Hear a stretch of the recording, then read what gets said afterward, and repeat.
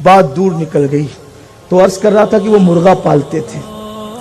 इसी तरह बाज सूफिया ने फरमाया है, सूफिया किराम ने लिखा है, और ये भी अल्लामा दमीरी ने भी इसको लिखा है कि सफ़ेद मुर्गा पालने से जिन्नात परेशान नहीं करते।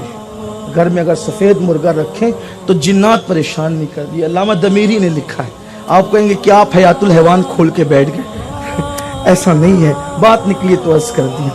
हाँ, तो मुर्गा पाला उन्होंने, और बैल भी था हल चलाने के लिए, और गधा भी था बोझ उठाने के लिए, और कुत्ता था खेत की और घर की रखवाली करने के। अल्लाह के वली थे। नींद से एक दिन उठे तो देखा कि गधा मर गया।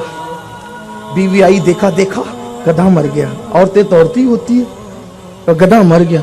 और कोई बात नहीं, अल्लाह का शुक्र करो, जिस हाल में रखे कोई ना कोई हिकमत होगी। दूसरे दिन बैल मर गया।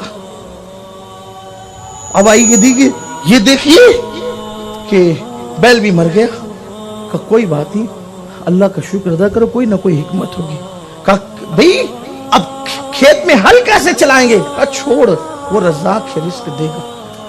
शिकायत न कर, शुक्र कर, हम्द कर उसके। अल्हम्दुलिल्लाह, दिया तो अल्हम्दुलिल्लाह, लिया तो अल्हम्दुलिल्लाह। तीसरे दिन मुर्गा भी मर गया। चौथे दिन कुत्ता भी मर गया। कल लो पूरा घर खाली हो गया। कहा छोड़ बीवी, शुक्र कर, उसका काम है, हर काम में हिकमत है। पांचवें दिन उस गांव के अंदर डाकू आए। अंधेरा था उस गांव में, डाकू अंधेरा था।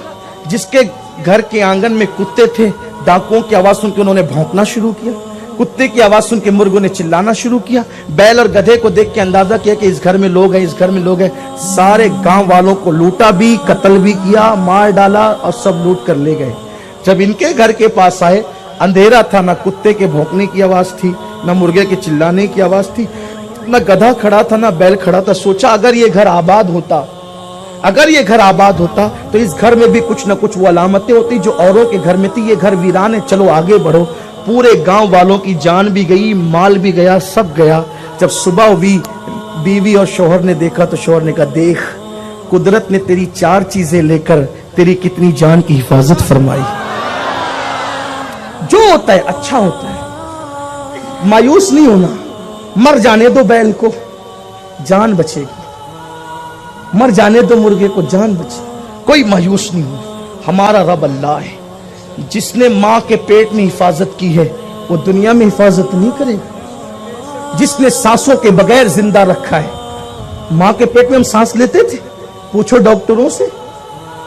4 महीने के थे तो जान आ गई थी, सांसों के बगैर जिंदा रखा। सांसें तो बाद में, आखिरी अय्याम में आई सांसें। लेकिन सोचो सही, सोचो, हरकत हो रही थी, सब कुछ हो रहा था, खिला भी रहा था। बगैर मुंह के खिला, जो बगैर मुंह के खिला सकता हो वो मेरा अल्लाह है। इसलिए उस पर यकीन रखो। अल हामिदून